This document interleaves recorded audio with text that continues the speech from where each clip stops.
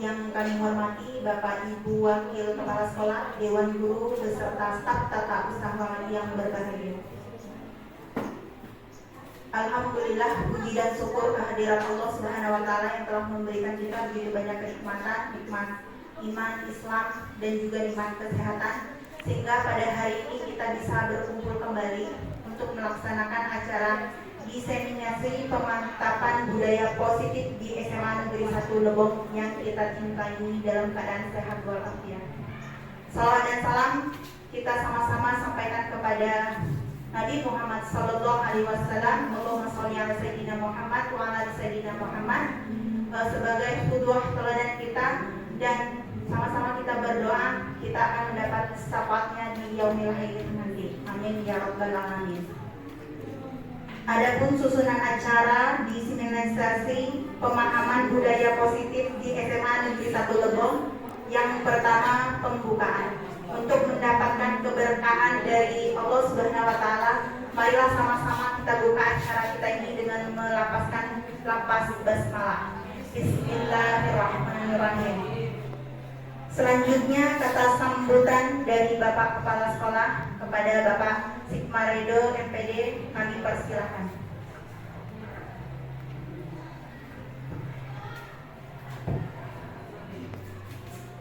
Diseminasi pemahaman dan penerapan budaya positif itu Pak ya. Tidak terganggu Pak karaoke biarlah. Kalau tidak terganggu kecilkan baik ini. Biarlah, enak hiburan juga. Tapi resto ya. Oke. Ya. Saya buka. Bismillahirrahmanirrahim. Assalamualaikum warahmatullahi wabarakatuh. Innalhamdulillah nahmaduhu wa nasta'inuhu wa na'udzu billahi min syururi anfusina wa min sayyiati a'malina. May yahdihillahu fala mudilla lahu wa may yudlilhu fala hadiya lahu. Asyhadu an la ilaha illallah wa asyhadu anna Muhammadan abduhu wa rasuluhu la nabiyya ba'da. Rabbi shrah li sadri wa yassir li amri wa hlul 'uqdatam min lisani yafqahu qawli. Sebagai insan yang beriman dan bertakwa kepada Tuhan Yang Maha Esa, sudah semestinya kita selalu memanjatkan puji syukur kita kehadiran Allah Subhanahu wa Ta'ala yang mana berkat rahmat, nikmat, karunia-Nya, alhamdulillah pada saat hari ini kita masih dapat berkumpul kembali di salah satu ruangan lab Besika dalam rangka untuk mentoring diseminasi berkenaan dengan pemahaman dan penerapan budaya positif yang dilakukan oleh fasilitator kita Pak Ferdian Midas dan Bu Wita dalam rangka untuk setidaknya memberikan penguatan apa yang perlu kita lakukan, apa yang perlu kita laksanakan dengan budaya-budaya positif, termasuk nanti di situ disinggung juga disiplin positif ya. Kemudian salawat beri salam tak pula lupa kita sampaikan kepada junjungan kita Nabi besar Nabi kita yaitu Muhammad Sallallahu Alaihi Wasallam. Allahumma sholli ala Muhammad wa ala ali Muhammad beserta para keluarga dan sahabatnya. Mudah-mudahan kita sebagai umatnya selalu dilimpahi syafaat dan tetap istiqomah di dunia sampai ke di akhirat. Pada Pak Ferdian Midas dan Bapak Ibu Dewan Guru yang saya hormati, hari ini saya diminta ya tadi sekaligus disampaikan untuk membuka kegiatan ini. Nah, mungkin perlu Bapak Ibu ketahui sebenarnya kegiatan ini juga salah satu bentuk rangkaian daripada kegiatan komunitas belajar kita yang sudah dibentuk Pak ya. Nah, jadi dalam satu semester ini kan kita sudah ada rundown-nya, ya artinya schedule jadwal yang memang kita laksanakan berkenaan dengan rutinitas komunitas belajar kita di SMA Negeri 1 Lebong. Nah, saya berharap apa yang disampaikan oleh para mentoring, fasilitator dalam hal ini itu kita betul-betul maknai, ya. Dalam artiannya makna yang sebenarnya apa? Nah, kalau saya berharap antara tertulis yang disampaikan nanti dengan implementasi yang ada di lapangan itu paling tidak seimbang. Nah, jadi muaranya ke situ Pak Fasil ya.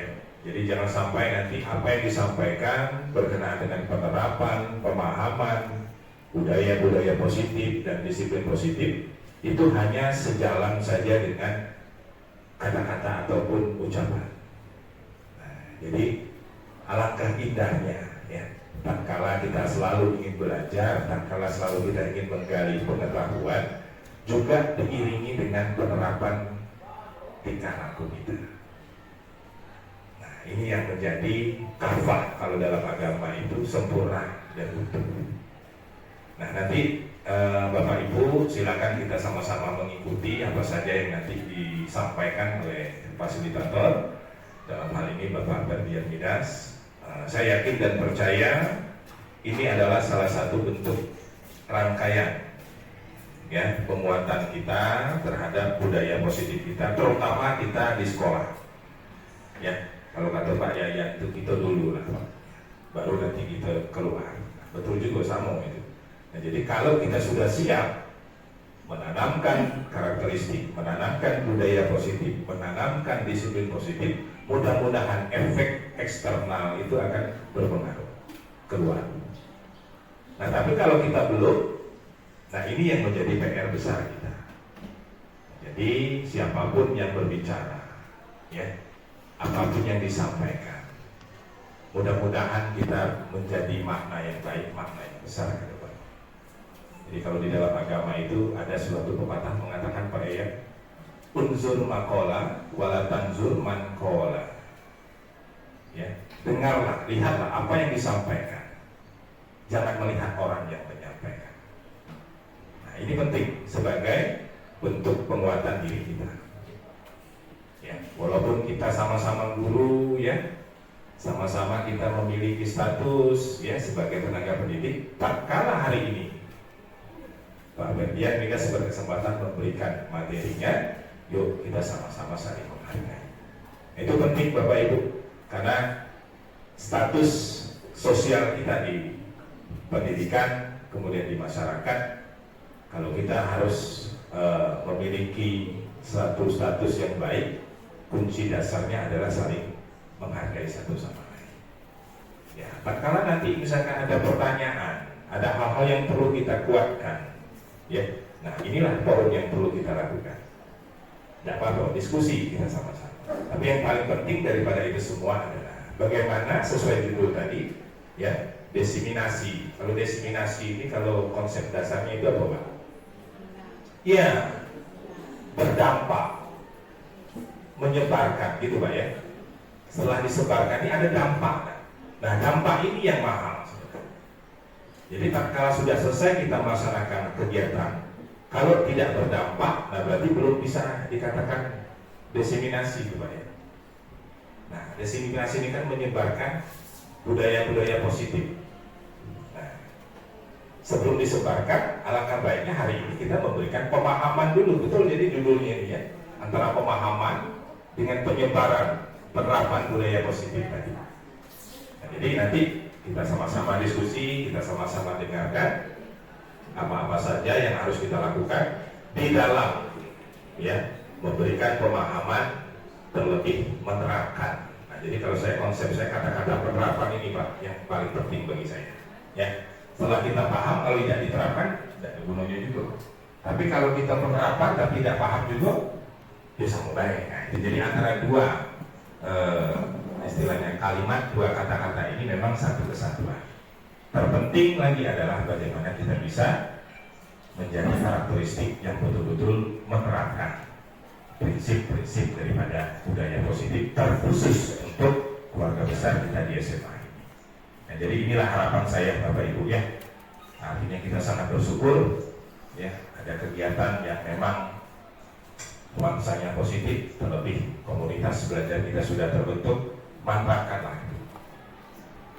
Sudah saya sampaikan sama Pak ya, insya Allah Pak, kegiatan komunitas kita itu kita dukung 100%. Walaupun nanti kita bisa harus menyeimbangkan antara kegiatan dengan tugas pokok kita, ya. Jadi silakan kita jalankan kegiatan, tanpa mengurangi esensi daripada kerja dan tugas pokok kita sebagai guru di sekolah. Mungkin itu saja Bapak Ibu, ya, tetap semangat walaupun hari mendung, hujan, ya. Nah, yang penting kan semangatnya dulu. Kalaupun tidak semangat, hari cerah, ya percuma juga, ya. Nah, jadi semangat itu adalah modal dasar kita dalam belajar. Mungkin itu saja yang perlu saya sampaikan hari ini. Jadi kegiatan ini saya resmikan diseminasi pemahaman dan penerapan positif di SMA Negeri 1 Rubong hari Rabu tanggal 22 Mei tahun 2024 resmi saya buka. Sekian, semoga bermanfaat. Saya akhiri wabillahi taufiq wal hidayah wa billahi wal hidayah. Ihdinas siratal mustaqim. Assalamualaikum warahmatullahi wabarakatuh. Terima kasih kepada Bapak atas sambutan yang sudah diberikan dan arahan-arahan untuk selanjutnya penutupan. Marilah sama-sama kita tutup acara kita ini dengan lafaz hamdalah. Alhamdulillahirabbil alamin. Selanjutnya penyampaian materi oleh calon guru penggerak. Dalam hal ini akan disampaikan oleh dua rekan guru kita, yakni Pak Ferdian Mindas MPD dan juga Ibu Hesni Rema Dwita MPD. Assalamualaikum warahmatullahi wabarakatuh. Waalaikumsalam warahmatullahi wabarakatuh. Terima kasih kepada Bapak Ibu dan rekan-rekan semua atas waktu yang sudah diberikan. Ya, di sini saya sebagai CGP calon guru penggerak angkatan 10 Kabupaten Lebong. Jadi di sini kami akan istilahnya mengambil ya atau melakukan aksi nyata untuk modul 1.4 budaya positif ya, diseminasi pemahaman budaya positif di SMA Negeri 1 Lebong. Nah, sebelumnya kita cari tahu dulu atau kita memberitahu dulu bahwa pendidikannya. Jadi ada bapak pendidikan kita yaitu Bapak Ki Hajar Dewantara. Nah, beliau ini menjelaskan ya bahwa pendidikan adalah sebuah tuntunan dalam hidup dan tumbuh kembang anak. Nah, menurut beliau ya, guru sebagai penuntun siswa menuju kebahagiaan dan keselamatan dengan memperhatikan kodrat alam dan kodrat zaman. Ya, jadi kita guru ini adalah sebagai penuntun. Kita ini hanya sebagai penuntun, sebagai pamong. Nah, kalau ibaratnya itu kita ini petani, ya. Nah, anak-anak itu adalah bibit-bibitnya, ya, bibit-bibitnya. Nah, ini disinilah tugas kita menuntun anak seperti itu, ya, menuju kebahagiaan dan keselamatan, ya, dengan memperhatikan kodrat alam. Nah, kodrat alam itu apa sih? Nah, kodrat alam adalah kondisi sejak lahir. Jadi merupakan kondisi anak sejak lahir, ya, yang dipengaruhi oleh kultur budaya, kemudian tempat lingkungan anak itu berada.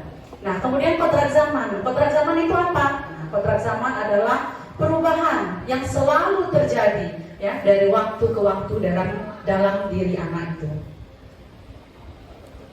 Kemudian dengan adanya penuntunan itu tadi, itu akan bisa menghasilkan budaya positif. Nah, budaya positif itu apa? Ya, budaya positif adalah nilai-nilai, keyakinan-keyakinan, dan kebiasaan-kebiasaan di sekolah yang berpihak pada murid. Nah, hal itu dilakukan untuk apa? Supaya murid dapat berkembang menjadi pribadi yang kritis, kemudian penuh hormat dan bertanggung jawab. Disinilah tugas kita, Bapak Ibu, sebelumnya, ya. Tugas kita yang sebenarnya, kita ini harus menuntun anak kita menjadi pribadi yang kritis. Nah, menjadi pribadi yang penuh hormat, berakhlak mulia, menjadi pribadi yang bertanggung jawab untuk diri mereka sendiri terutamanya, ya. Nah, kemudian budaya positif di sekolah. Nah, ini juga harus kita terapkan, ya. Budaya positif di sekolah ini apa? Adalah nilai-nilai, keyakinan-keyakinan. Nah, yang sudah disebutkan tadi, ya, sama budaya positif itu, ya, kebiasaan di sekolah. Jadi semuanya berpihak pada siswa, pada murid kita. Nah, supaya siswa kita dapat tumbuh, ya, menjadi pribadi yang kritis, penuh hormat, tanggung jawab. Nah, budaya positif ini dapat menumbuhkan motivasi, ya, motivasi intrinsik dalam diri anak untuk menjadi pribadi yang seperti yang kita harapkan tadi, bertanggung jawab, berbudi pekerti luhur, serta berakhlak mulia. Karena zaman sekarang terus terang, ya, untuk kita memperoleh atau menciptakan anak yang memiliki tanggung jawab, memiliki budi pekerti, apalagi berakhlak mulia, itu merupakan PR yang sangat besar bagi kita. Sulit untuk kita seorang guru sekarang untuk menciptakan anak-anak yang memiliki karakter yang baik seperti ini, Bapak Ibu. Memang perlu perjuangan sekali, ya. Nah, budaya positif ini menuntut siswa, ya, untuk melakukan hal positif sehingga dapat membentuk karakter baik yang kelak akan bermanfaat untuk mereka. Nah, tanpa mereka sadari, jadi kita menuntut mereka ini menjadi pribadi yang baik. Itu untuk apa? Ya, untuk mereka kelak, supaya mereka bisa benar-benar menjadi manusia yang seutuhnya, yang baik nanti untuk diri mereka sendiri maupun untuk di masyarakat dimanapun mereka berada, seperti itu. Kemudian disiplin. Nah, ya, budaya positif ini akan melahirkan disiplin. Nah, disiplin sebagai bentuk kontrol diri mereka, yaitu belajar untuk kontrol diri agar dapat mencapai suatu tujuan mulia. Tujuan mulianya ini mengacu pada nilai-nilai atau prinsip-prinsip mulia yang dianut seseorang. Nah, prinsip-prinsip mulia itu, ya, kita namakan sebagai nilai kebajikan atau nilai universal. Nilai kebajikan yang seperti apa, Bapak Ibu, yang harus kita tuntun anak itu, ya, supaya anak bisa menjadi orang yang bertanggung jawab. Nah, semuanya itu ada di dalam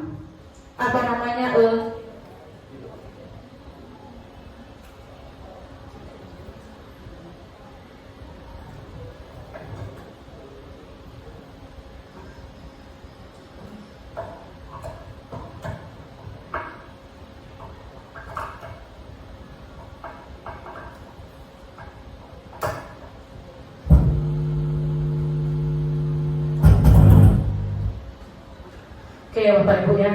Jadi nilai-nilai kebajikan yang universal tadi itu semuanya tercantum, ya, di dalam profil pelajar Pancasila.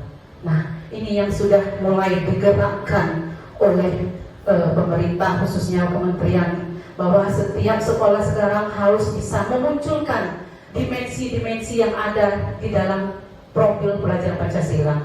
Apa saja dimensinya? Yang pertama, beriman, bertakwa kepada Tuhan Yang Maha Esa, dan berakhlak mulia. Karena yakinlah Bapak Ibu, apabila anak-anak kita sudah memiliki keimanan, sudah yakin akan Tuhannya, sudah memiliki akhlak yang mulia, maka proses kita menuntun anak itu akan mudah kita lakukan. Nah, ini harus memang benar-benar kita tanamkan dalam diri kita. Kita tidak peduli yang dia dari agama apapun, tidak peduli, karena saya yakin semua agama mengajarkan kebajikan, ya kan? Nah, kemudian dimensi yang kedua, berkebinekaan global. Nah, jadi siswa kita juga dituntut mereka harus memiliki rasa berkebinekaan global ini, ya. Jadi mereka harus tahu, ya, mereka harus menjunjung tinggi bahwa tidak ada perbedaan baik suku, agama, dan sebagainya. Nah, kemudian dimensi yang ketiga, yaitu bergotong royong. Nah, Bapak Ibu, ini harus kita terapkan di jiwa anak-anak kita, walaupun dalam bentuk sekecil apapun, misalnya piket kelas. Nah, jika mereka tidak memiliki nilai dimensi bergotong royong ini, maka walaupun halnya sepele, misalnya hanya sekedar membersihkan kelas, maka nilai ini tidak akan pernah terterap di dalam diri mereka. Ya, jadi tugas kita juga menuntut siswa atau murid-murid kita memiliki nilai bergotong royong. Kemudian kreatif. Nah, kreatif ini memang pada dasarnya harus dimiliki oleh gurunya dulu. Kita harus kreatif dulu. Walaupun zaman sekarang anak ini memang lebih kreatif daripada guru-gurunya, kita akui itu, ya. Nah, jadi jika siswa kita sudah memiliki sifat kreatif ini, ya, memiliki di dalam jiwa mereka ya ada kreatif ini. Nah ini yakinlah ini nanti bisa menjadi modal mereka untuk hidup di masa depan, apalagi zaman sekarang ya. Kreatif ini memang sangat dituntut ya, harus ada di dalam diri murid-murid kita. Kemudian bernalar kritis, mereka harus memiliki pemikiran ya, pemikiran yang kritis tentang apapun itu, harus memiliki wawasan yang global ya, karena siswa kita di zaman era yang serba canggih ini mereka harus memiliki nalar kritis supaya mereka bisa tahu perkembangan apa yang terjadi di dunia ini. Nah kemudian yang terakhir adalah nilai mandiri. Nah nilai mandiri ini juga harus kita tanamkan di dalam diri murid-murid kita ya. Jadi ke semua dimensi profil belajar Pancasila inilah yang akan melahirkan disiplin positif di dalam diri anak-anak kita. Nah kemudian untuk memotivasi ya perilaku siswa, jadi ada ilmuwan bernama Dian Gous dalam bukunya Restoring School Discipline, dia menyatakan bahwa ada 3 motivasi kenapa sih manusia melakukan disiplin positif ini. Jadi kita ruang lingkup kita kan di sekolah. Jadi kenapa anak-anak kita melakukan motivasi? Ya, motivasi apa sih yang harus anak-anak tanamkan supaya mereka bisa melakukan disiplin positif? Ya, pertama untuk menghindari ketidaknyamanan atau hukuman. Nah, ini sebenarnya kita katakan bagus, bisa dikatakan tidak bagus, tidak juga, karena ini terkesannya agak sedikit memaksa seperti itu ya. Nah, mereka menanamkan budaya positif hanya untuk menghindari ketidaknyamanan atau hukuman. Nah, ya, mereka melakukan tanggung jawab misalnya membuat pekerjaan rumah yang disuruh oleh bapak ibu gurunya hanya karena mereka menghindari ketidaknyamanan supaya tidak dimarah, supaya tidak diberi hukuman seperti itu. Nah, kemudian yang kedua, melakukan budaya positif ini untuk mendapatkan imbalan atau penghargaan dari orang lain. Jadi ini terkesannya sedikit sedikit mencari perhatian seperti itu ya. Mereka mencari perhatian, mereka melakukan budaya positif itu hanya untuk mendapatkan imbalan, hanya untuk mendapatkan penghargaan dari bapak ibu gurunya seperti itu. Nah kemudian yang ketiga, untuk menjadi orang yang mereka inginkan dan menghargai diri sendiri dengan nilai-nilai yang mereka percaya.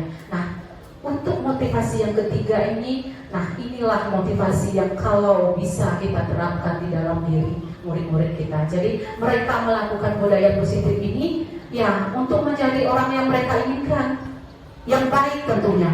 Ya, mau jadi apa nanti saya seperti itu. Kemudian dia bisa menghargai dirinya sendiri, segala usahanya sendiri itu bisa dihargai. Kemudian mereka percaya ya nilai-nilai yang ada yang sudah diterapkan. Nah, jadi ketiga disiplin positif ini ya dilakukan anak karena mereka mau mencari ketiga langkah ini seperti itu Bapak Ibu. Kemudian dalam budaya positif itu ya terdapat tindakan terhadap suatu pelanggaran pada umumnya berbentuk hukuman atau konsekuensi. Nah, pendekatan untuk menciptakan disiplin positif ini itu disebut dengan restitusi.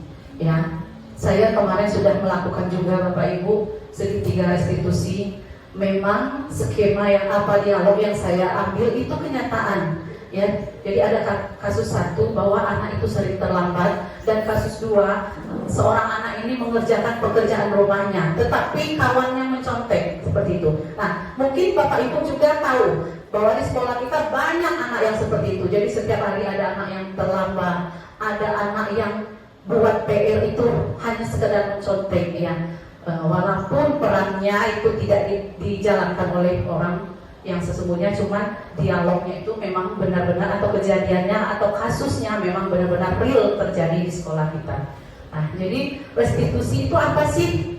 Nah, restitusi adalah proses menciptakan kondisi bagi murid untuk memperbaiki kesalahan mereka sehingga mereka bisa kembali pada kelompok mereka dengan karakter yang lebih kuat. Gosen 2004. Jadi suatu proses Bapak Ibu ya, menciptakan kondisi bagi murid yang untuk memperbaiki kesalahan mereka. Jadi kita menawarkan solusi, kita bukan menjudge, kita bukan memberikan hukuman, kita bukan mengucilkan, tapi kita memberikan solusi atas kesalahan-kesalahan yang mereka buat. Nah, kemudian restitusi ini juga merupakan proses kolaboratif yang mengajarkan murid untuk mencari solusi untuk masalah mereka dan membantu murid berpikir tentang orang seperti apa yang mereka inginkan. Kemudian bagaimana mereka harus memperlakukan orang lain. Nah, jadi restitusi ini adalah kolaboratif. Kita bekerja sama, kita berdiskusi. Nah, berdiskusi kepada anak yang melakukan kesalahan, mencari solusi. Apa sih dasar mereka melakukan kesalahan itu? Apa sih alasan mereka melakukan kesalahan itu? Nah, seperti itu ya Bapak Ibu. Kemudian sehingga kita ini akan membantu mereka itu tersadar nantinya, oh saya ini melakukan ini mungkin menurut mereka dengan alasan mereka itu benar, tapi mereka lupa bahwa ada keyakinan yang mereka langgar, ada peraturan yang mereka langgar. Nah, disinilah fungsi kita sebagai guru itu untuk membantu mereka, ya, supaya mereka itu bisa memperlakukan orang lain dengan sebaik-baiknya seperti itu. Kemudian ada ciri-ciri restitusi. Apa saja sih ciri-ciri yang bisa dikatakan bahwa itu adalah restitusi? Ya, jadi restitusi bukan untuk menebus kesalahan, namun untuk belajar dari kesalahan. Jadi tidak ada kata menebus kesalahan dengan hukuman, tidak ada seperti itu Bapak Ibu ya. Jadi kita ini belajar dari kesalahan sehingga anak itu nanti tidak akan melakukan kesalahan yang sama di kemudian hari, seperti itu. Kemudian restitusi ini memperbaiki hubungan, baik itu hubungan dengan antar sesama temannya, ya, maupun juga dengan guru-gurunya dan seluruh warga sekolah. Kemudian restitusi ini adalah tawaran, bukan paksaan. Jadi selama ini kita terkesan memberikan suatu istilahnya hukuman, mungkin satu paksaan terhadap murid. Ya, memang untuk merubah karakter murid itu memang membutuhkan waktu yang sangat lama. Kita juga untuk merubah satu kebiasaan kita itu membutuhkan waktu yang lama. Ya, susah untuk melakukan suatu perubahan. Nah, disinilah peran restitusi ini. Dia memberikan tawaran, bukan paksaan. Ya. Kemudian restitusi menuntut untuk melihat ke dalam diri. Jadi dilihat dulu dari dalam diri kita. Masalah apa sih yang ada di dalam diri kita sehingga kita melakukan kesalahan seperti itu. Nah, kalau kita sudah tahu ada masalah di dalam diri kita, jadi kita bisa tahu untuk mencari solusinya seperti apa. Kemudian restitusi mencari kebutuhan dasar yang mendasari tindakan. Kebutuhan dasar apa yang harus anak ini butuhkan, yang dia butuhkan, ya, yang harus dia miliki, apa sih kebutuhan dasar itu, sehingga dia melakukan tindakan yang salah gitu. Kemudian restitusi diri adalah cara yang paling baik, ya. Jadi itu proses mengenali diri, itu cara yang paling baik. Kemudian restitusi fokus pada karakter, bukan tindakan. Nah, jadi kita harus paham dulu apa sih karakter anak ini, seperti itu Bapak Ibu. Kemudian restitusi ini menguatkan, menguatkan murid, ya, menguatkan ke arah yang lebih baik, ya, menguatkan dia biar bisa untuk berubah seperti itu. Nah, kemudian restitusi fokus pada solusi. Ingat Bapak Ibu ya, dari awal tadi bahwa restitusi ini adalah mencari solusi dari suatu permasalahan. Kemudian restitusi mengembalikan murid yang berbuat salah pada kelompoknya. Kenapa dikembalikan kepada kelompoknya? Supaya dia bisa belajar dari kesalahannya itu. Nah, ya.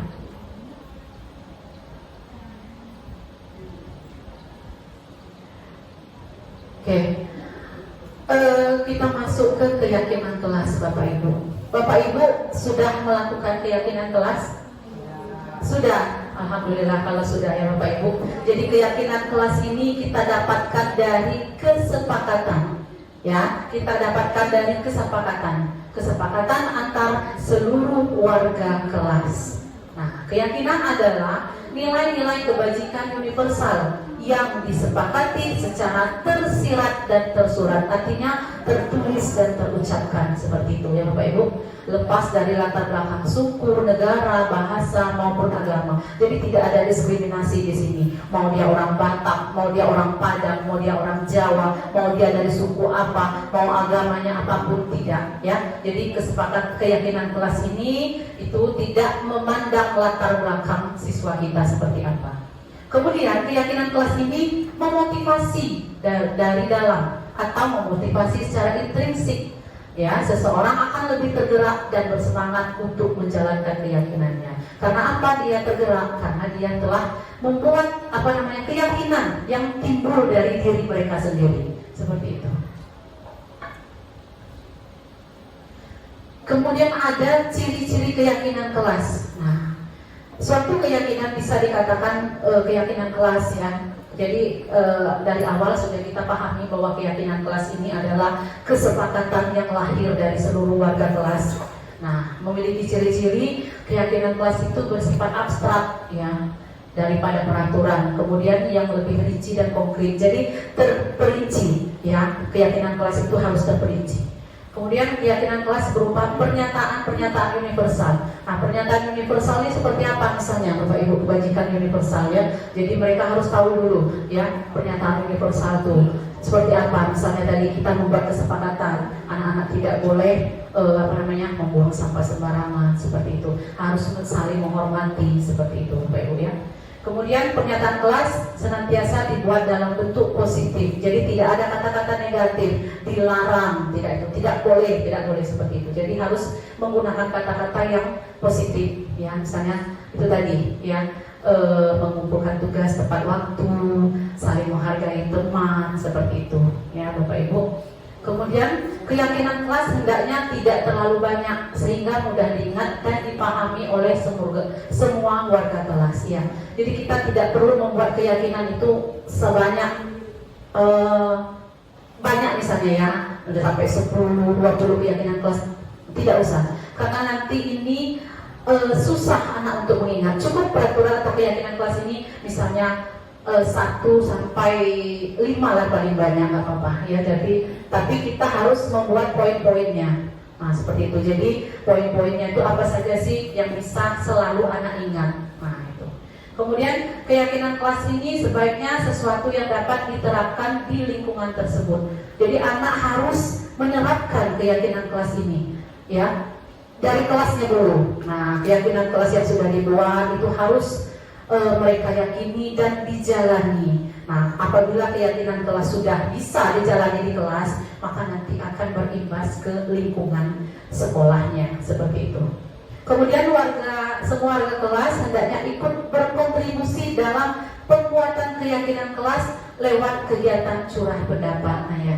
Jadi kemarin saya juga sudah melakukan atau mengambil voting istilahnya tentang keyakinan kelas. Nah, anak saya kasih kertas untuk dicatatkan keyakinan kelas apa saja yang mereka harus buat. Terserah mereka, ya. Cuma kita kasih kata kuncinya saja, jangan menggunakan kalimat negatif, itu saja. Nah, jadi mereka buatlah di kertas itu, ditulis nama, ditulis. Kebetulan kemarin saya di kelas 11 IPA 3 ya. Jadi mereka menulis. Ada yang 4 buat, ada yang 5. Nah, dari semua keyakinan kelas yang sudah anak buat itu, disitulah kita ambil poin-poinnya. Misalnya ada yang buat harus selalu berpakaian rapi, nah, harus menghargai teman, misalnya tidak boleh membuli teman. Jadi kita poinkan, oh berarti itu nilai saling menghargai. Misalnya, piket tepat waktu. Nah, kemudian mengumpulkan PR tepat waktu. Nah, itu bisa kita buat di nilai bertanggung jawab. Nah seperti itu. Kemudian menjaga kebersihan lingkungan. Nah seperti itu ya. Jadi berapapun yang dibuat anak, nanti kita buat poin-poinnya. Nah begitu Bapak Ibu. Kemudian bersedia meninjau kembali keyakinan kelas dari waktu ke waktu. Nah Bapak Ibu, keyakinan kelas ini sebenarnya itu bersifat harus kita ulang-ulang terus. Apabila keyakinan kelas yang sudah kita buat, kita rasa tidak efektif, anak tidak melakukannya tepat, jadi tidak salahnya kita membuat keyakinan kelas baru. Nah, iya, revisi ya Bu ya. Jadi kita buat lagi revisi keyakinan kelas baru. Nah, yang benar-benar mereka bisa menjalankannya. Nah, seperti itu Bapak Ibu. Oke, kita masuk ke 5 kebutuhan dasar manusia. Jadi ada 5 dasar kebutuhan manusia. Yang pertama yaitu kebutuhan bertahan hidup. Nah ini ya, kebutuhan bertahan hidup, misalnya makan, yang sandang, pangan, papan, seperti itu. Kemudian kasih sayang dan rasa diterima. Kebutuhan untuk diterima di lingkungan sosialnya, ya. Kalau anak-anak kita ini mereka membutuhkan kasih sayang dan rasa diterima dari teman-temannya, dari guru-gurunya, dari lingkungan sekolahnya, nah seperti itu. Kemudian yang ketiga penguasaan atau pengakuan atas dasar kemampuan. Nah jadi memang ada beberapa anak ini yang membutuhkan, dirinya membutuhkan dari poin ketiga ini, yang membutuhkan pengakuan. Karena ada sebagian anak ini yang melakukan hal-hal itu yang memang butuh perhatian dari gurunya, seperti itu. Mereka membutuhkan, mengharapkan, nah bahwa dia itu ada guru yang misalnya, ini sudah bekerja dengan bagus nak ya, terima kasih nak ya. Nah walaupun kecil ya, seperti reward walaupun hanya bentuk ucapan seperti itu ya Bu ya. Ya hanya dalam bentuk ucapan, nah itu akan membuat anak merasa senang seperti itu. Kemudian kebebasan ya. Jadi ada manusia kita, kebutuhan dasar kita ini memerlukan kebebasan. Apapun pilihan mereka kita bebaskan seperti itu ya. Kemudian yang terakhir yaitu kebutuhan kesenangan. Nah, kebutuhan merasa senang. Jadi ini 5 kebutuhan dasar ini mungkin salah satu, salah dua, ataupun semuanya memang kita butuhkan. Nah, sesuai dengan situasi dan kondisi kita seperti itu. Kemudian kita masuk ke 5 posisi kontrol guru. Nah, Bapak Ibu, sebelum saya mengikuti CGP ini, ya, sebelum saya juga masuk ke modul 1.4 Bapak Ibu, saya tidak pernah memahami bahwa kita guru ini memiliki 5 posisi kontrol. Nah, terus terang, mungkin ya, kita mungkin semua sudah pernah masuk ke posisi ini tanpa kita sadari, ya. Kita pernah sebagai penghukum, kita pernah sebagai pembuat merasa bersalah, kita pernah sebagai teman sama anak-anak kita, ya. Kita sudah bisa sebagai ada di posisi pemantau, kita juga pernah di posisi manajer. Nah, Bapak Ibu ya. Jadi dari ke-5 posisi kontrol guru ini kita akan lihat bahwa di posisi mana dari ke-5 ini yang akan yang bekerja efektif atau yang paling bagus kita terapkan di sekolah. Oke, kita masuk ke yang pertama yaitu posisi penghukum. Mungkin Bapak Ibu sudah pernah semua menjadi posisi penghukum? Pernah, terus mungkin ya. Nah, seorang penghukum bisa menggunakan hukuman fisik maupun verbal. Orang-orang yang menjalankan posisi penghukum senantiasa mengatakan bahwa sekolah memerlukan sistem atau alat yang dapat lebih menekan murid-murid lebih dalam lagi.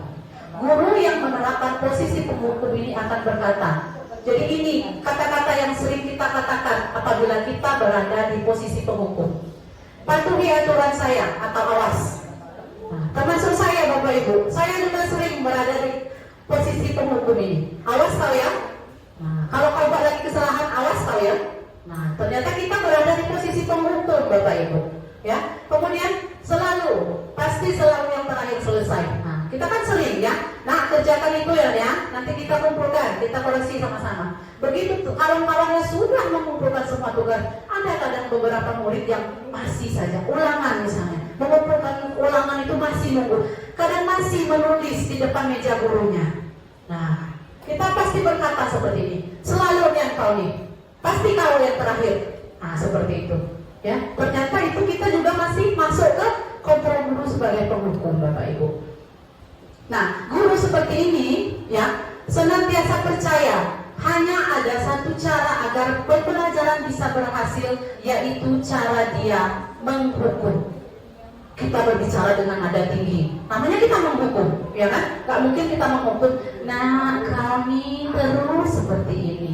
Nah, tidak ya, itu tidak seperti itu. Namanya penghukum itu nada kita tinggi, bahasa turun melotot. Nah, yang matanya sipit orang Jepang jadi melotot, gara-gara kita penghukum ini. Nah ya, Bu Eni ya, setiap Senin beliau ini mencari penghukum karena situasi ya Bu ya. Kalau tidak mungkin kalau sekali saja Bu Eni, anak-anak silakan berkumpul, upacara mau dimulai. Begitu datang semua seperti sekolah militer, mungkin gurunya nggak akan melotot matanya, nggak akan keluar urat nadi di lehernya seperti itu ya. Tetapi ini kita terapkan ya.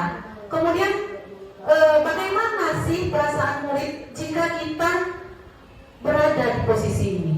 Nah ya, kemungkinan murid ini akan marah, dendam atau bersifat agresif. Disinilah negatifnya Bapak Ibu ya. Kemudian murid bisa jadi sesudah duduk kembali ya, mencoret-coret bukunya karena kesal itu tadi Bapak Ibu ya. Kemudian lebih buruknya lagi, sekolah-sekolah murid ini melihat motor atau murid Bapak Ibu nanti digores-goresnya. Bu Reni belum ya Bu ya? Belum ada murid yang menggores-goreskan motor Bu Reni ya? Belum. Oke ya.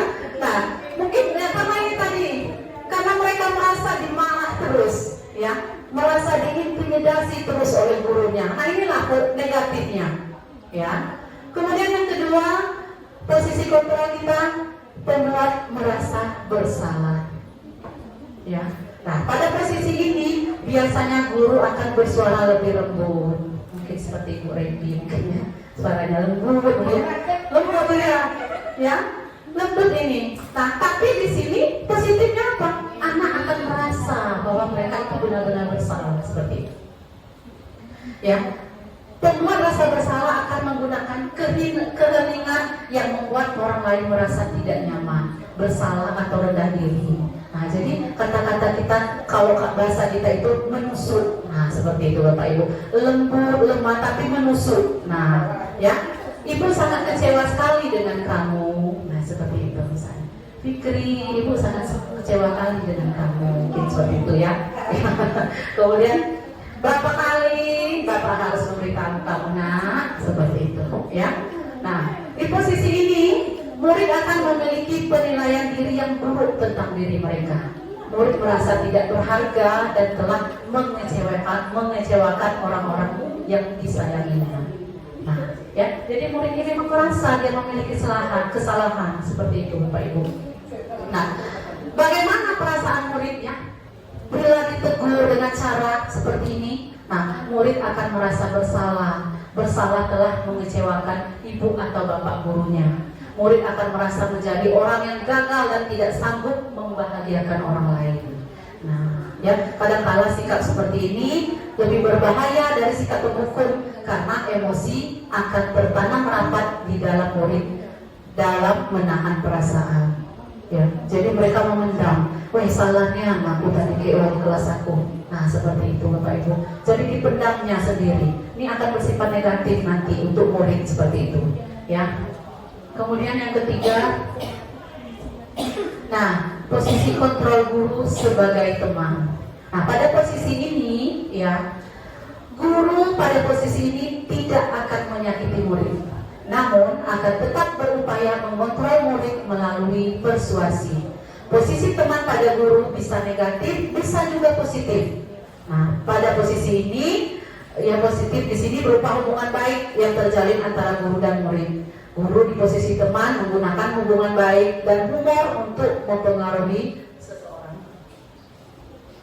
Jadi positifnya seperti itu. Ya, ada keterikatan antara guru dengan muridnya. Nah, guru, di sini contohnya guru kalau di posisi teman ini ngomongnya seperti apa? Ayolah nak, bantulah ibu, ya, gitu kan? Kalau aku sering seperti itu Bapak Ibu. Ayolah nak, tolonglah ibu. Nah, seperti itu kan ya. Kemudian udahlah, kalau udah nak bantu ibu. Nah, seperti itu. Jadi bisa positifnya mereka karena mereka dekat. Nah, cuma negatifnya seperti apa? Nah, negatifnya Bapak Ibu, hasilnya kalau kita seperti ini, murid akan merasa senang dan akrab. Oke, ya, ini termasuk dampak yang positif. Tapi negatifnya, murid menjadi tergantung pada guru tersebut.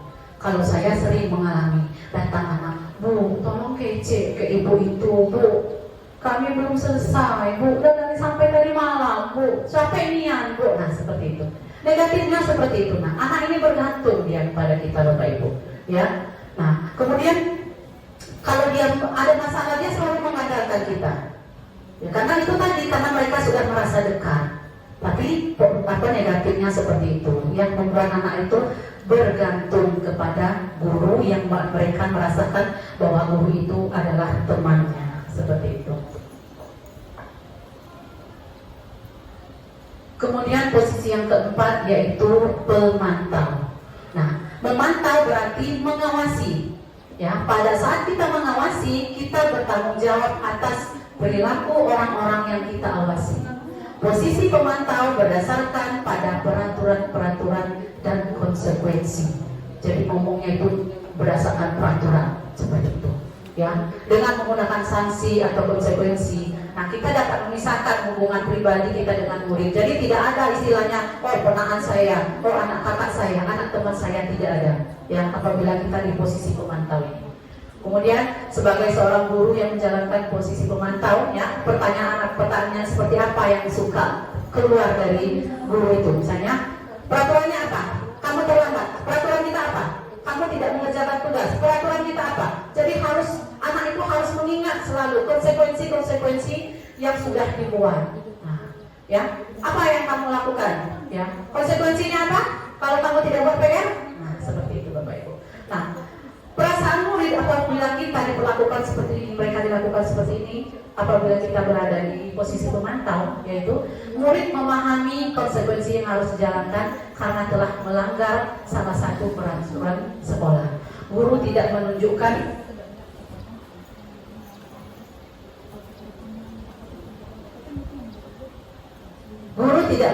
suatu emosi yang berlebihan, menjadi marah atau membuat merasa berbuat salah. Murid tetap dibuat tidak nyaman, yaitu dengan harus tinggal kelas pada waktu jam istirahat dan mengerjakan tugas. Guru tetap harus memantau murid pada saat mengerjakan tugas di jam istirahat, karena murid tidak bisa ditinggal seorang diri.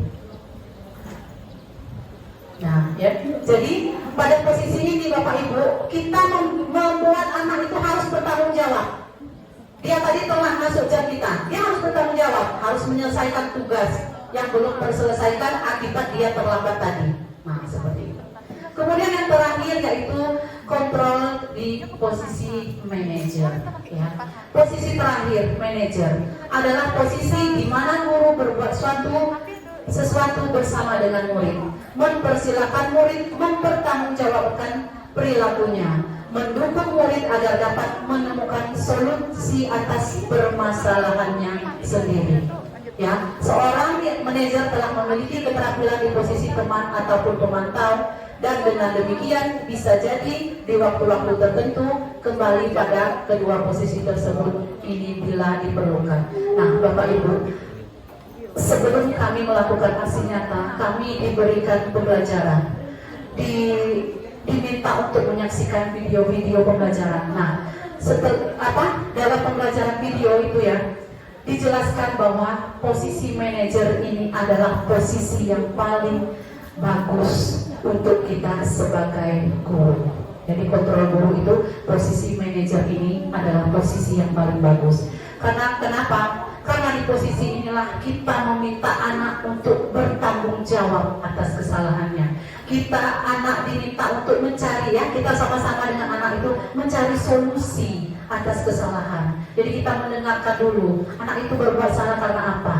Nah, dia terlambat. Kenapa dia terlambat? Karena main HP, tidurnya kemalaman. Oh, jadi kita mencari solusi. Jadi apa yang bisa kamu lakukan supaya kamu bisa tidak terlambat lagi? Mungkin saya akan menyetel alarm, Bu. Saya tidak akan terlambat lagi bangun. Saya tidak main game sampai malam lagi. Nah, seperti itu. Jadi posisi manajer ini, ya, anak bisa menjadi disiplin, Bapak Ibu. Ya, mereka belajar dari kesalahan mereka. Ya, kemudian di posisi manajer ini, ya, murid menjadi pribadi yang mandiri, yang bertanggung jawab, ya, atas semua atas semua perilaku dan sikapnya.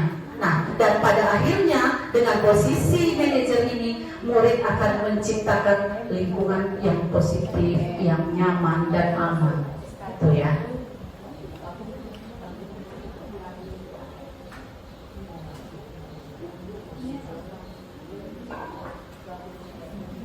Oke, kemudian Bapak Ibu kita masuk ke segitiga restitusi. Nah, segitiga restitusi ini merupakan langkah-langkah ya dalam kita untuk mencari solusi atas kesalahan-kesalahan yang dilakukan oleh murid-murid kita. Nah, ada 3 langkah dalam segitiga restitusi.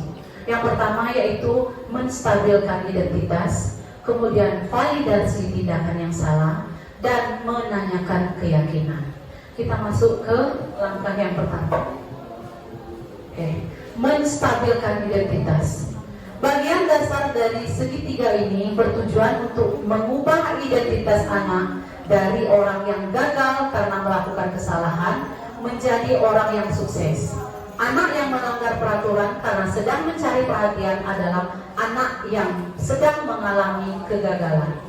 Dia mencoba untuk memenuhi kebutuhan dasarnya, namun ada benturan. Nah, kalau kita mengkritik dia, maka kita akan tetap membuatnya dalam posisi gagal. Kalau kita ingin menjadi efektif, maka kita harus meyakinkan si anak dengan cara, jadi kalimatnya seperti ini. Misalnya anak terlambat, kita jangan langsung marah, jangan langsung menjudge, ya. Jadi kita panggil dulu. Misalnya kemarin saya mau panggil Daniel, kamu datang ke sekolah jam berapa? 7.50 Bu katanya. Kita tanya dulu, kita sekolah masuknya jam berapa nak?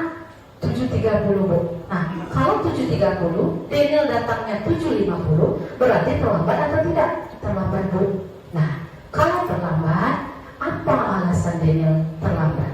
Nah, jadi dia menjelaskan alasan dia terlambat itu kenapa? Oh iya, gak apa-apa. Nah, jangan langsung kita marah Bapak Ibu. Sebenarnya kita kan sering ya, makanya kamu itu nggak boleh Bapak Ibu. Jadi harus kita ini dulu, ya kita kasih motivasi dulu. Oh iya nak, biasa ya kalau melakukan kesalahan. Ibu juga dulu waktu sekolah pernah terlambat. Nah seperti itu ya. Jadi berbuat salah itu tidak apa-apa, tapi harus kita kuatkan dengan alasan kenapa kita mengatakan berbuat salah itu tidak apa-apa. Jadi kemudian tidak ada manusia yang sempurna ya. Jadi nggak apa-apa melakukan kesalahan. Kalau bisa sekali jangan diulangi. Nah, seperti itu. Kemudian saya juga pernah melakukan kesalahan, oke. Kemudian kita bisa menyelesaikan masalah ini. Nah, ya. Jadi Bapak Ibu di sini nak tidak akan mencari kesalahan apapun, ya. Jadi kita di sini mencari solusi. Nah, seperti itu ya Bapak Ibu. Kemudian yang kedua, nah kalau kita mengatakan kalimat-kalimat seperti yang di atas itu tadi, itu sulit, ya Bapak Ibu, sulit. Jarang kita. Mungkin ibu kita kalau lagi pikir lihat ada anak terlambat, oh iya nak, ibu dulu juga pernah terlambat, gitu kan? Mungkin nggak akan kita katakan seperti itu ya Bapak Ibu ya, karena itu nanti sebenarnya itu membuat anak kita itu tetap melakukan hal yang sama seperti itu. Nah tapi ya kita melakukan seperti itu atas dasar kita supaya anak ini tidak merasa terpojokkan. Ya, mereka mau menceritakan apa sih alasan mereka, dan pada dasarnya itu mau bahwa kalau kita ini menjadi pendengar dulu sebelum kita menghukum mereka seperti itu. Nah ya.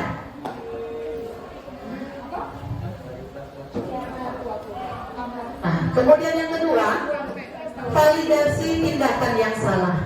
Setiap tindakan kita lakukan dengan satu tujuan, yaitu memenuhi kebutuhan dasar. Nah, kalau kita memahami kebutuhan dasar apa yang mendasari sebuah tindakan, kita akan bisa menemukan cara-cara paling efektif untuk memenuhi kebutuhan tersebut.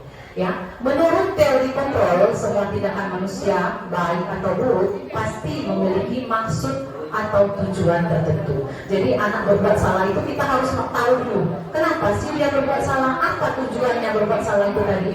Nah, seperti itu.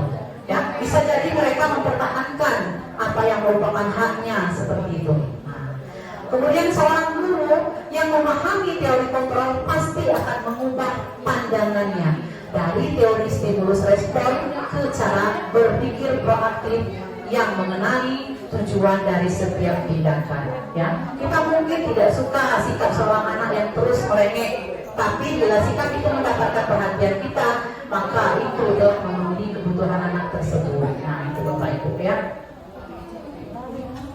Oke, nah apa saja kalimat-kalimat yang bisa kita keluarkan ya di tahap validasi ini. Nah, padahal kamu bisa melakukan yang lebih buruk lagi. Misalnya, jadi ada 2 orang ya.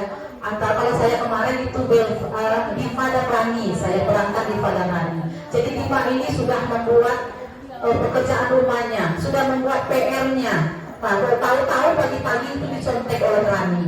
Nah, ya, jadi Diva ini saking kesalnya dia memukul meja, membetak meja seperti itu.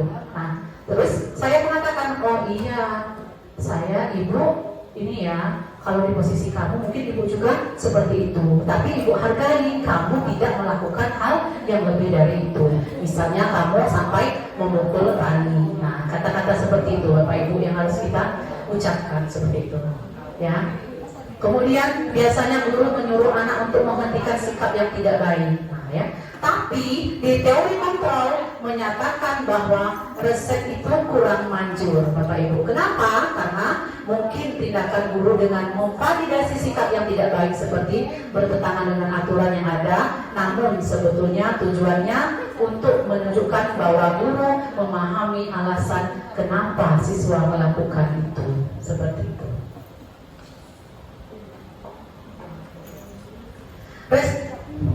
Restitusi tidak menyarankan guru bicara ke murid bahwa melanggar aturan adalah sikap yang baik. Ya, kita tidak boleh mengatakan bahwa kamu sudah melanggarkan aturan ya, itu bagus, tidak boleh seperti itu. Penyampaiannya tidak boleh seperti itu. Tapi dalam restitusi guru harus memahami alasannya bahwa setiap orang pasti akan melakukan yang terbaik di waktu tertentu. Jadi ada penyemangat kita apabila anak melakukan kesalahan seperti itu, Bapak. Kemudian yang ketiga dari langkah segitiga restitusi yaitu menanyakan keyakinan. Nah, ya, jadi teori kontrol menyatakan bahwa kita pada dasarnya termotivasi secara internal. Ketika identitas sukses telah dicapai, nah, maka anak akan siap untuk dihubungkan dengan nilai-nilai yang dia percaya. Kemudian ada beberapa pertanyaan yang menghubungkan keyakinan anak dengan kelas atau keluarga mereka. Ya, kita harus menanyakan dulu, nilai-nilai yang sudah mereka sepakati di kelas itu seperti apa. Kamu maunya jadi orang yang seperti apa? Nah, seperti itu Bapak Ibu. Jadi akan timbul dari diri mereka sendiri bahwa keyakinannya itu mau jadi seperti apa. Nah, itu ya. Jadi itulah harus langkah ketiga yang harus kita lakukan apabila kita menerapkan segitiga restitusi.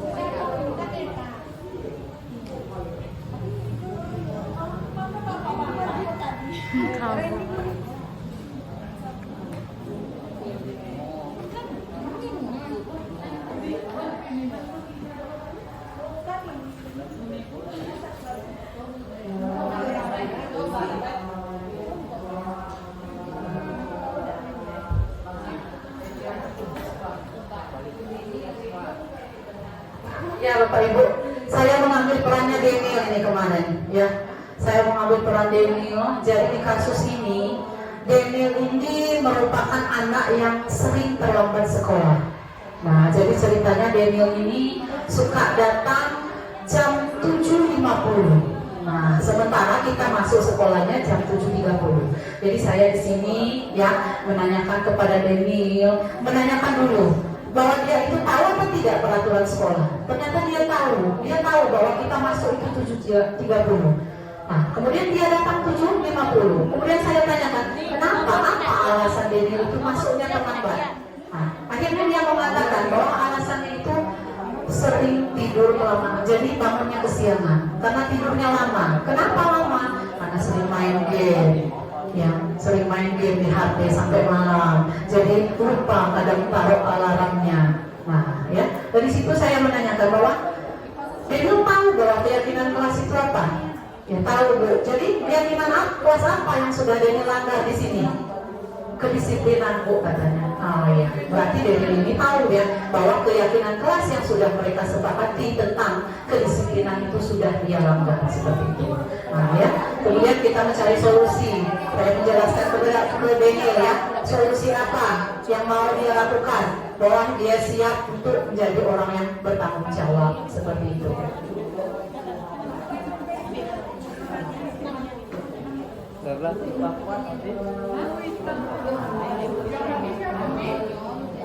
Hah? Wali kelas tak?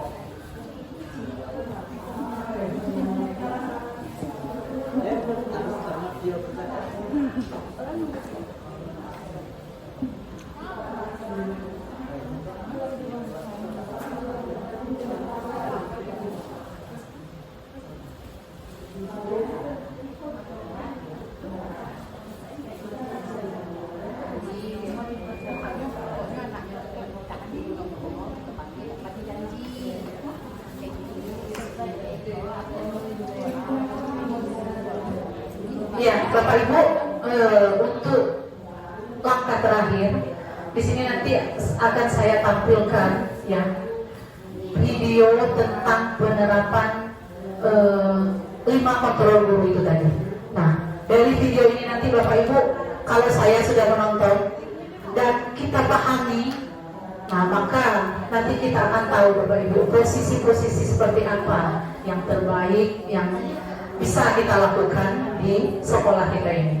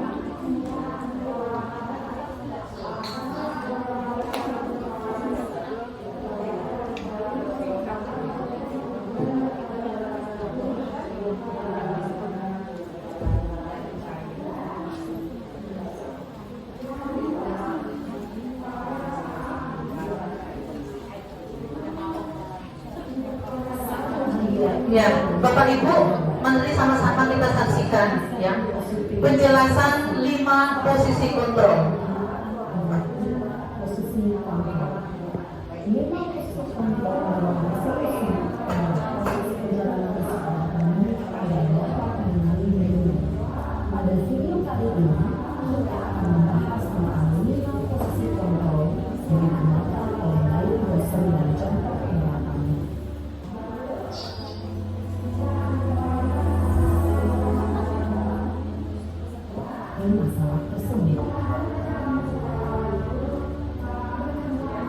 Bapak Ibu, ini kita di posisi penghukum.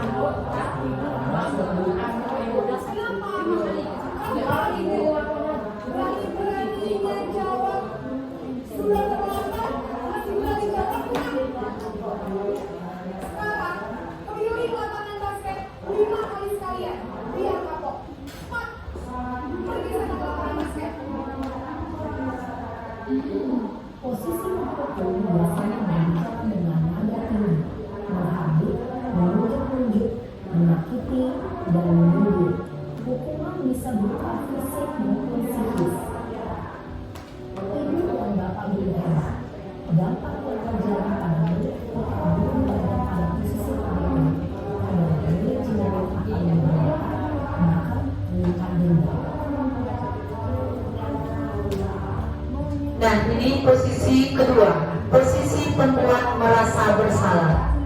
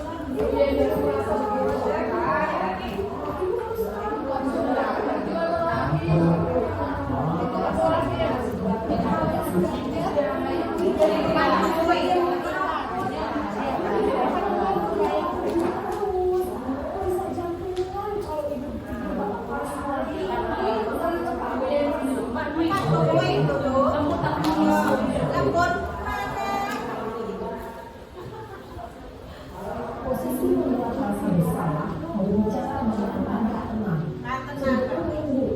Namun, kata yang diutarakan membuat mulut merasa menjadi tenang dan gagah. Memandang buruk dirinya sendiri, merasa tidak berharga dan tidak sanggup membahagiakan orang lain. Ketika murid mengambil posisi pembuat rasa bersalah, murid akan menganggap dirinya yang bersalah dan ia akan menyimpan emosi negatif tersebut di dalam dirinya.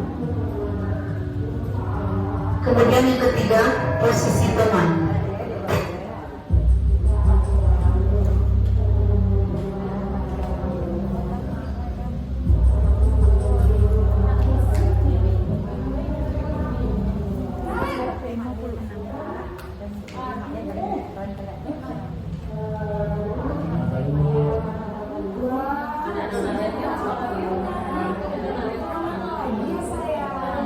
Iya Bu, habis Bu saya udah bawakan saya Bu.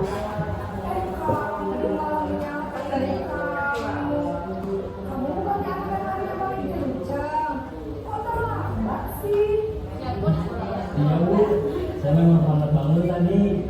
Jadi biarpun saya lagi kencang, tetap gak kekejar Bu.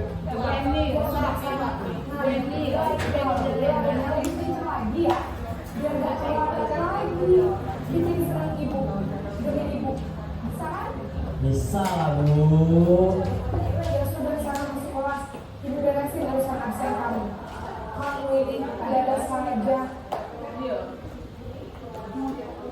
Dalam posisi teman, guru berbicara dengan nada suara ramah, akrab, cenderung bersenda dulu untuk menjaga suasana tetap santai. Murid akan merasa senang, aman, dan akrab dengan guru. Identitas yang tercipta adalah identitas sukses atau berhasil. Namun, perlu diingat, karena ini masih golongan eksternal, maka ada faktor ketergantungan dan minat pada orang tertentu.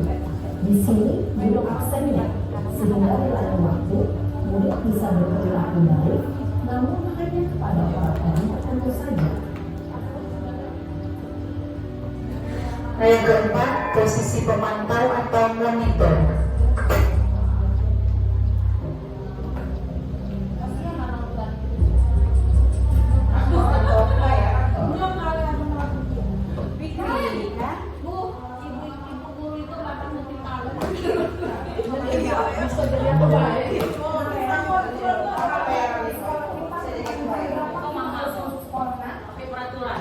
Kita harus di sekolah jam 7 Bu. Iya betul, sekarang sudah jam 7. Kayak apa ibu? Mama nanti jam itu waktu yang ditentukan anak sekolah. Saya harus pindah kelas pas jam istirahat selama 20 menit. Iya benar, konsekuensinya demikian. Jadi nanti jam 9.30 pas istirahat, kamu harus tinggal di kelas, kerjakan tugas tambahan untuk ketinggalan kamu ya. Baik Bu. perantau mengandalkan pengiriman atau data untuk mengontrol murid. Guru mengarahkan murid berdasarkan peraturan dan konsekuensi. Seorang pemantau menunjukkan bahasa tubuh dan ekspresi wajah yang datar dan cenderung formal.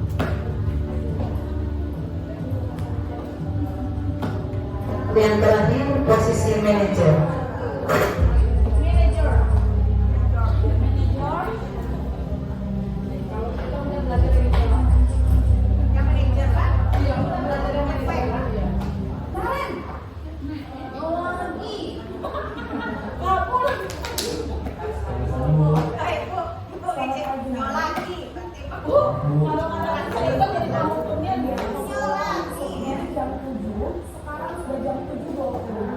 Jadi sekarang bagaimana ini, Pak?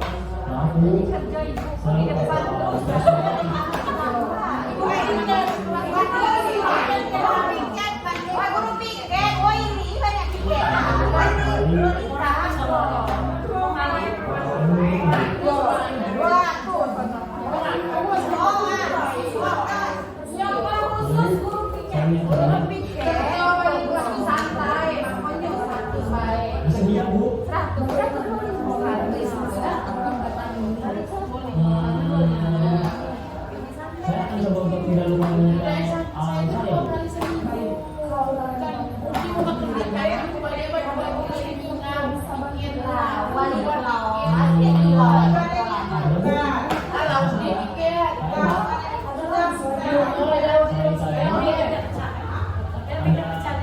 Ibu saya. Yang dirandok, makanya Dobi yang punya dia.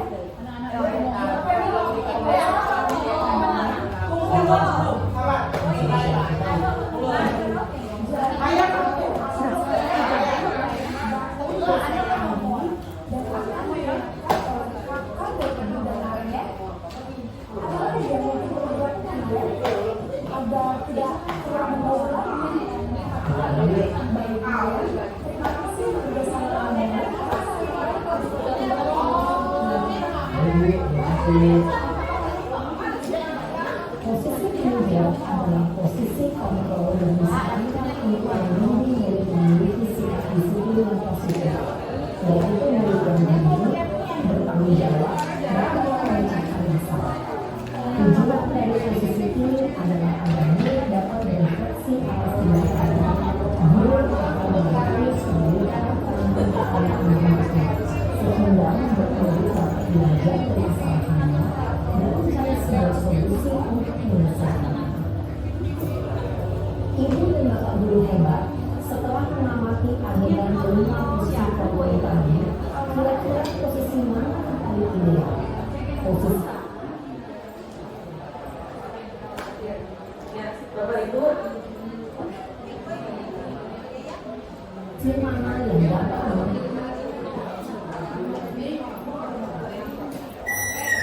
tes.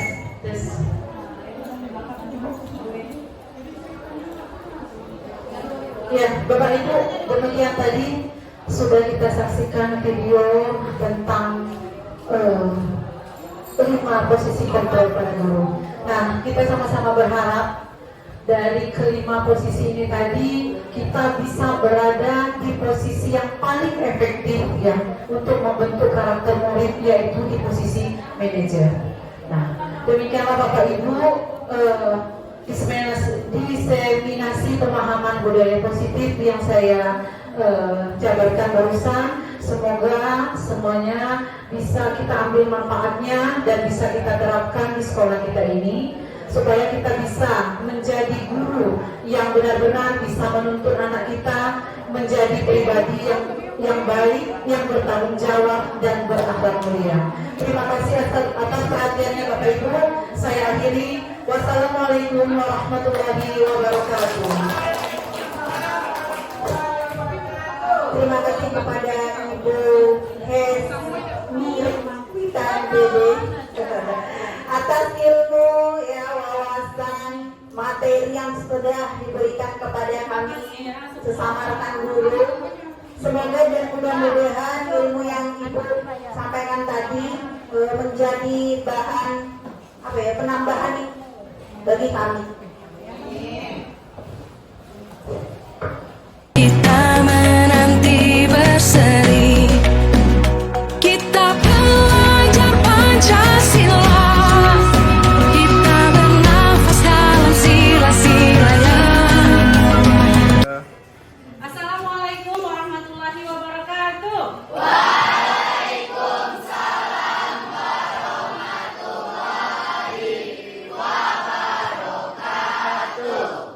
baik anak-anak ya. Nah, sebelumnya kita kemarin kan sudah memiliki kesepakatan kelas ya. Nah, jadi Ibu lihat kayaknya kesepakatan kelas yang sudah kita buat ini belum berjalan efektif. Nah, untuk itu ya, sekarang kita akan membuat kesepakatan kelas yang baru sesuai dengan keyakinan kelas yang akan kita buat nanti berdasarkan keyakinan yang kalian tulis masing-masing nanti. Bisa ya? Bisa. Sebelumnya ya, Ibu akan menjelaskan dulu apa itu keyakinan kelas ya. Nah, keyakinan kelas ini merupakan bagian dari budaya positif ya. Jadi budaya positif di sekolah adalah nilai-nilai, keyakinan-keyakinan, dan kebiasaan-kebiasaan di sekolah yang berpihak pada siswa agar siswa dapat tumbuh dan berkembang menjadi pribadi yang bertanggung jawab, kritis, dan penuh hormat. Nah, budaya positif ini itu berdasar dari diri kalian ya. Jadi kalian sebagai murid, sebagai peserta didik itu harus menjadi pribadi yang bertanggung jawab ya. Pengembangan budaya positif dapat menumbuhkan motivasi intrinsik dalam diri anak untuk menjadi pribadi yang bertanggung jawab dan berbudi pekerti luhur serta akhlak mulia. Oke. Kemudian disiplin sebagai bentuk kontrol diri ya. Disiplin sebagai bentuk kontrol diri yaitu belajar untuk kontrol diri agar dapat mencapai suatu tujuan mulia. Tujuan mulia di sini mengacu pada nilai-nilai atau prinsip-prinsip mulia yang dianut seseorang. Kita namakan sebagai nilai-nilai tersebut yaitu nilai-nilai kebajikan yang universal. Jadi di dalam diri kalian itu harus kalian tanamkan nilai-nilai kebajikan ya. Nah, ada pada profil pelajar Pancasila ya, itu harus melahirkan disiplin positif. Jadi profil pelajar Pancasila ini memiliki dimensi apa saja? Ada mandiri ya, bernalar kritis, terus kreatif, bergotong royong, berkebinekaan global, kemudian beriman, bertakwa pada Tuhan yang Maha Esa. Nah, ada satu ilmuwan ya, namanya Diane Gossen dalam bukunya ya, dia menyatakan ada 3 motivasi perilaku manusia. Jadi ada 3 motivasi yang memotivasi diri kita untuk melakukan budaya positif. Ya. Ada apa saja? Yang pertama ya, untuk menghindari ketidaknyamanan atau hukuman. Jadi kalian melakukan budaya positif itu untuk apa? Untuk menghindari ketidaknyamanan kalian di sekolah. Ya, artinya kalau kalian sudah melaksanakan budaya positif, kalian akan merasanya nyaman di sekolah. Ya. Terus menghindari hukuman, jadi tidak ada lagi kalian itu mendapatkan hukuman ya dari guru dan lainnya. Kemudian yang kedua, untuk mendapatkan imbalan atau penghargaan dari orang lain. Nah, imbalan atau penghargaan ini bisa dari teman, bisa dari guru, ya, bisa dari keluarga sekolah. Apabila kalian sudah melakukan budaya positif tadi, ya. Kemudian yang ketiga, untuk menjadi orang yang mereka inginkan dan menghargai diri sendiri dengan nilai-nilai yang mereka percaya. Kemudian, sebelum kita melakukan disiplin positif, itu ada yang namanya ya pendekatan. Nah, pendekatan itu disebut dengan restitusi. Ya, jadi restitusi adalah proses menciptakan kondisi bagi murid untuk memperbaiki kesalahan mereka sehingga mereka tidak kembali pada kelompok mereka dengan karakter yang lebih kuat. Ini disadur dari Gossen 2004. Nah, jadi restitusi ini mengembalikan kondisi murid. Jadi yang awalnya kalian itu dari kelompok yang bermasalah, kelompok yang selalu membuat kalian tidak nyaman di sekolah. Nah, itu kalian akan menyatu dengan kelompok-kelompok yang membuat kalian nyaman di sekolah. Ya, restitusi juga merupakan proses kolaboratif yang mengajarkan murid untuk mencari solusi atas masalah mereka. Ya, jadi ada ciri-ciri restitusi di sini. Ya, yang pertama, restitusi bukan untuk menebus kesalahan, namun untuk belajar dari kesalahan. Nah, ingat, restitusi itu tidak untuk menebus kesalahan, jadi belajar. Kalian bisa belajar dari kesalahan kalian. Misalnya, kalian suka datang terlambat. Ya, kalian suka tidak tepat waktu mengumpulkan tugas. Nah, dengan restitusi ini kalian bisa belajar dari kesalahan kalian sehingga kalian tidak mengulangi lagi kesalahan yang sama. Ya, kemudian restitusi ini akan memperbaiki hubungan.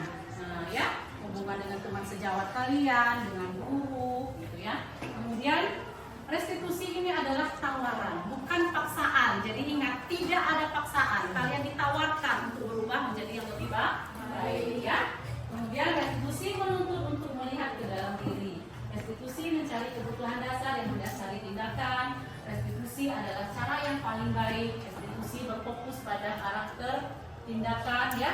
Restitusi ini juga menguatkan. Restitusi fokus pada solusi. Kemudian restitusi mengembalikan murid yang berbuat salah pada kelompoknya. Nah, kemudian kita akan masuk kepada keyakinan kelas. Ya. Jadi keyakinan kelas, keyakinan, ya.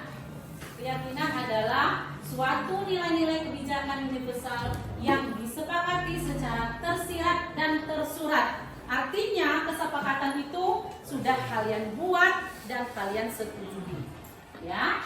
Nah, terlepas dari latar belakang, suku, negara, bahasa maupun agama. Artinya tidak ada diskriminasi di sini, ya. Diskriminasi tidak ada. Tidak kita melihat dari suku Batak dia, suku Padang dia, suku Jawa dia, suku Rejang dia, tidak.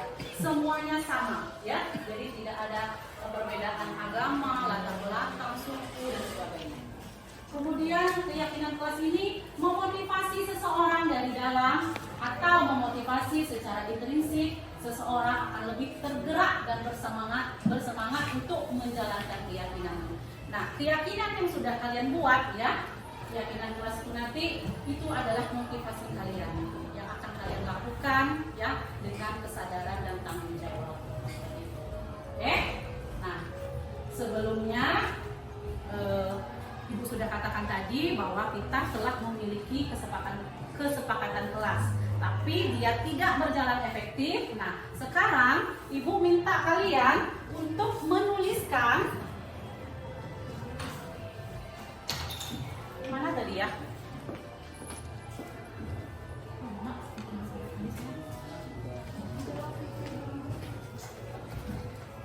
Ya, jadi Ibu akan membagi kalian sticky note, ya. Silakan kalian buat, boleh 1, boleh 2, boleh 3, ya, keyakinan kelas yang akan kalian tuliskan, yang kalian percayai, ya, yang kalian yakini. Nah, dari keyakinan kelas yang kalian buat nanti, ini akan kita ambil kesimpulannya.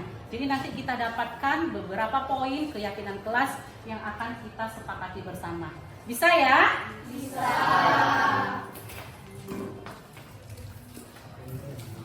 Ibu bagikan, ya. Oke, Risma bisa bantu Ibu bagikan.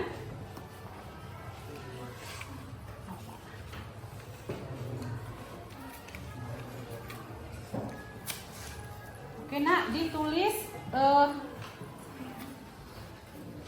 jangan yang ininya ya, yang ada lemnya ya. Oke, silakan bisa dibagikan, Kak. Bagikan ke kawannya, silakan 1 ya. Kalian boleh tulis. Jangan lupa tulis nama, ya. Biar kita tahu kesepakatan apa yang kalian inginkan. Oke, silakan dibagi.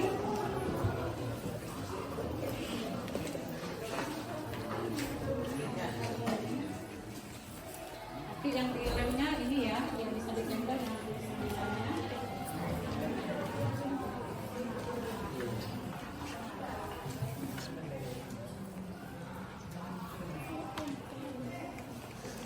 Ya, silakan. Mana lagi? Ya. Oke, nah ya. Bagikan. Oke. Oke. Silakan ditulis namanya, terus kalian buat keyakinan kelas yang akan kalian jalani nantinya. Mana lagi?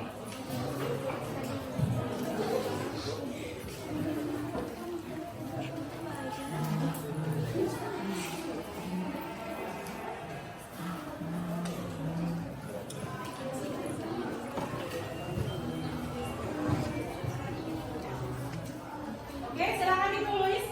Kalau sudah selesai ditulis, silakan ditempel di papan tulis, ya.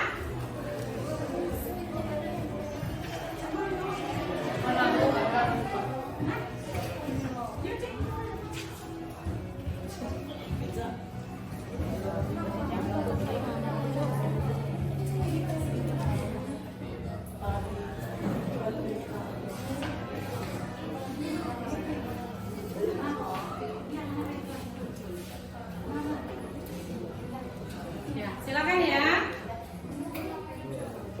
Yang sudah selesai boleh ditempelkan ke depan.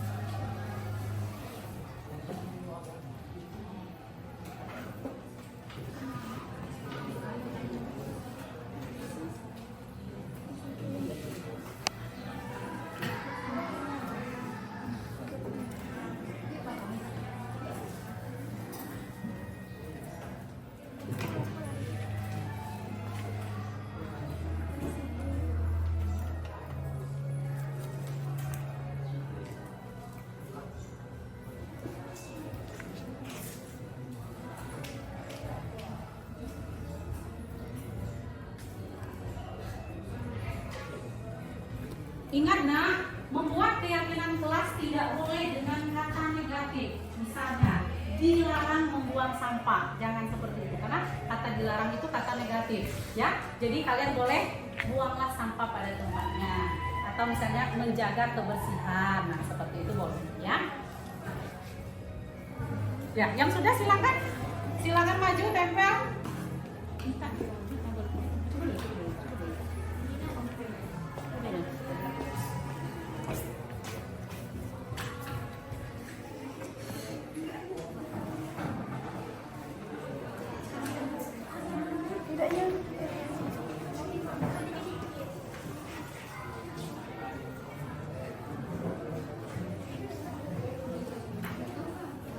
Oke, yang sudah silakan dikumpul ke depan.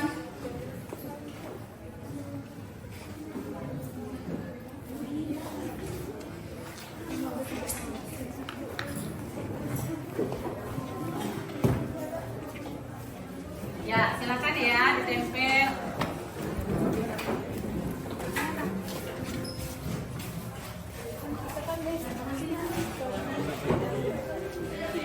Oke.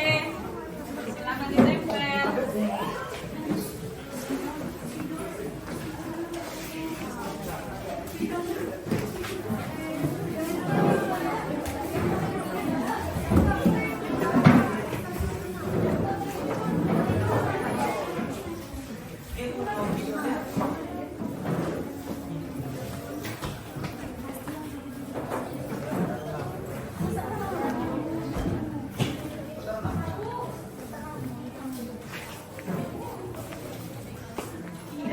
Sedikit tapi Pak.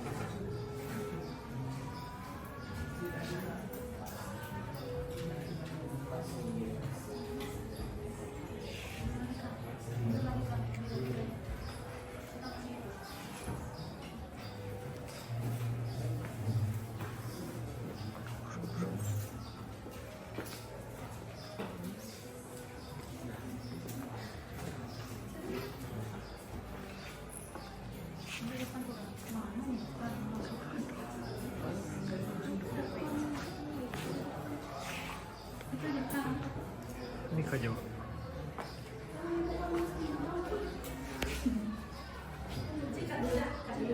Dekat dulu. Kita belajar Pancasila. Ayo. Assalamualaikum warahmatullahi wabarakatuh. Perkenalkan, nama saya Dr. Francisco dari kelas 11 MIPA 3. Saya sangat senang tadi kami sudah membuat keyakinan kelas. Semoga adanya keyakinan kelas ini membuat kami jadi anak yang bertanggung jawab. Terima kasih.